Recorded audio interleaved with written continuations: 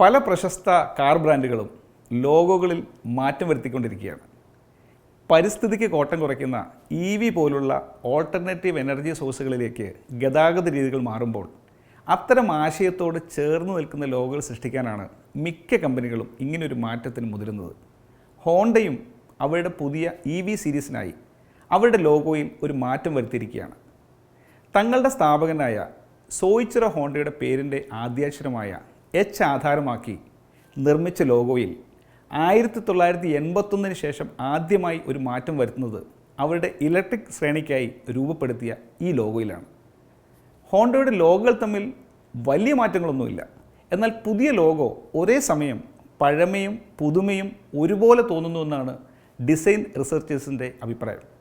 പഴയ ലോഗോയെ വെച്ച് നോക്കുമ്പോൾ പുതിയ ലോഗോ മിനിമലിസ്റ്റിക്കായി മാറി എന്നതാണ് പ്രധാന മാറ്റം. EV പോലുള്ള മേഖലകളുടെ അനന്ത സാധ്യതകൾ കണക്കിലെടുത്ത് Hന് ചുറ്റുമുള്ള ബോർഡർ ഒഴിവാക്കി അതിരുകളില്ലാത്ത ലോഗോ ആയിട്ടാണ് ഹോണ്ട അവരുടെ പുതിയ ലോഗോ പുറത്തിറക്കിയിരിക്കുന്നത്.